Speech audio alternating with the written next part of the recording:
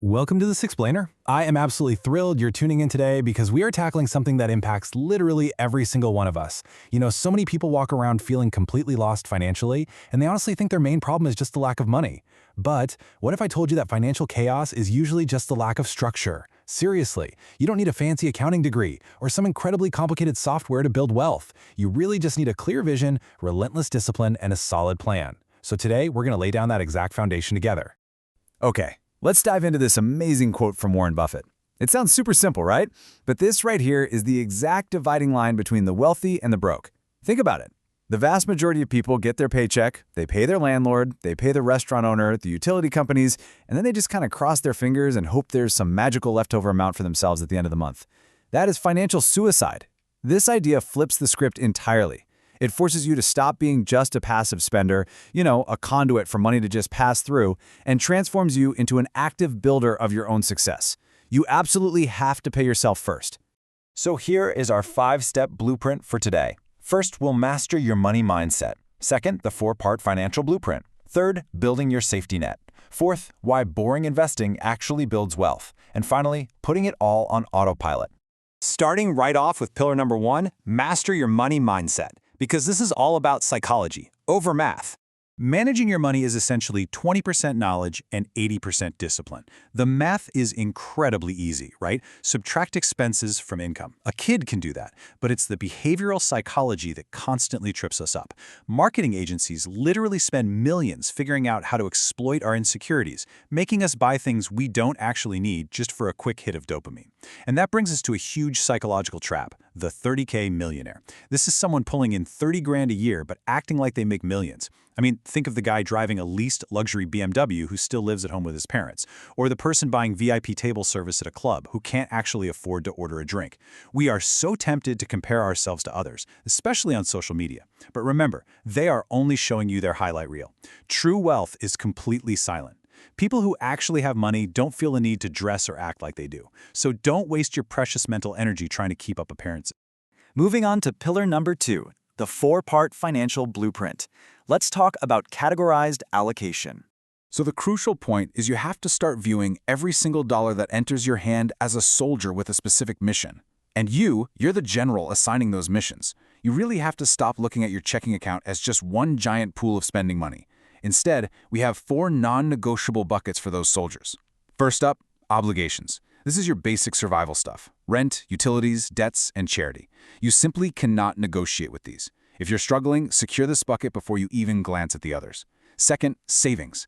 This is strictly for short-term goals less than a year away, like travel, buying a new phone in cash, or building out an emergency fund. Third is luxuries. Now, this is the fun stuff: dining out, concerts, your fancy coffees. But here's the catch. You are only allowed to enjoy these if you've already budgeted for them. Once this bucket is empty for the month, you stop spending. Period. And fourth, the absolute most critical bucket for your long-term liberation: investments. This is the money you send out into the economy to work for you, because saving alone will not make you rich. Only investing can do that by actually outpacing inflation. Now, to keep those buckets perfectly balanced, you absolutely must track what we call the big 3 numbers. First, your fixed expenses. These should be kept under 50 to 60% of your income.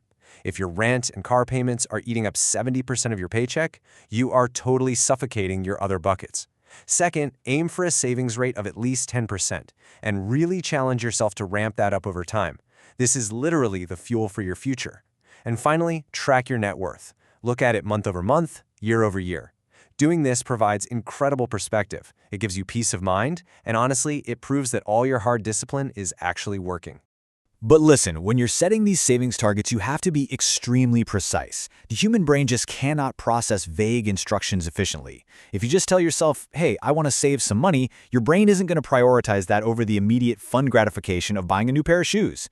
Look at the specific savers approach. I will save 5,000 reals in 4 months. That is a powerful binary goal. You either hit it or you fail. It forces you to realize, okay, I need to put away exactly 1,250 a month. And that realization, it acts as the ultimate shield against impulse spending when you're walking through the mall. Let's move to pillar number 3, build your safety net. Time to prepare for those inevitable emergencies. Now, what's really interesting about this next point is an ancient proverb that says, dig the well before you are thirsty. Life is just incredibly unpredictable, right? A car engine is going to fail, or a random medical emergency will pop up. If you don't have a buffer, one bad day will send you spiraling right back into high-interest debt. Consider this staggering reality. When you are just starting out, 77% of your first $100,000 of wealth will come directly from relentless saving, not from investment returns. We all hear so much about the magic of compound interest, but the real friction is entirely at the beginning. You have to aggressively build up that initial nest egg through sheer savings discipline before your money can even start making money on itself. So, what does a proper safety net actually look like? Well, you need to calculate 3 to 6 months of your essential living expenses. We're talking just the bare bones needed to survive. This money must be kept liquid, like in a high-yield savings account, but it absolutely must be separate from your daily checking account. I want you to treat this fund like a fire extinguisher encased in glass. You do not break the glass for a spontaneous weekend trip or a flash sale on a TV. You only break it when the house is literally on fire. This ensures you never ever have to sell your long-term investments at a loss just to afford groceries. To protect that cash, you need a mental circuit breaker. When you sit down for your weekly budget review, ask yourself this brutally honest question. Was this expense really justified, or could I have lived without it? I'd bet most of the time the answer is you could have easily lived without it. So, to stop this at the source, try implementing the 24-hour rule. If you want to buy a non-essential item over $50, you have to walk away for 24 hours. Just let the emotional fog lift. Let that dopamine fade. You'll wake up the next morning and probably realize you didn't actually want the item. You just wanted the feeling of buying something. All right, pillar number 4, boring investing builds wealth. Sometimes simple strategies are the absolute best. And this brilliantly illustrates our next point. Once your defense is set, it's time to go on the offense. But here's the secret Wall Street doesn't really want to advertise. True wealth isn't built through frantic day trading or chasing whatever hot stock is trending on Twitter. True wealth is boring. It's built through the incredible endurance of holding simple index funds for decades. Your goal is to set up your portfolio and literally forget your password. People constantly think they need 10 or 12 different exchange-traded funds to be properly diversified. But look at this. If you buy Vanguard's S&P 500 ETF, and then you also buy their mid-cap value ETF, a massive 92.1% of the mid-cap holdings are already in the S&P 500 fund. You aren't diversifying at all. You're just creating an overlapping mess and totally confusing yourself. For most casual investors, keeping it incredibly simple with just 1 to 3 broad index funds is far, far more effective. I completely get it. It can be terrifying when the market dips and the news is just shouting that stocks are overvalued. But look at the historical data here. If you invest for just 5 years, yeah, there's a risk of negative returns. But as you stretch that timeline out to 10, 15, 20 years, the volatility just neutralizes. Over any 20-year period in history, U.S. stocks have virtually never had negative real returns when you factor in dividends. Time in the market is your absolute greatest ally.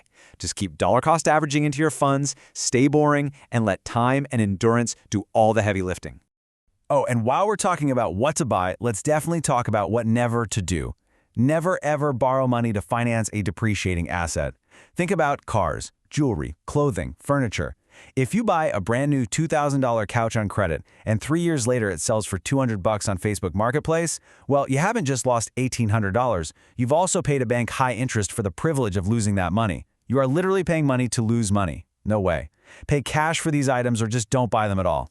And our final pillar, number 5, put finances on autopilot. Let's systematize your wealth. Let's move to and see how this builds a foolproof system.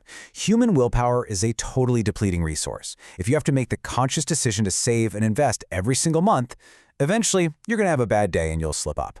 We need to remove human error from the equation entirely by building a machine that builds wealth in the background.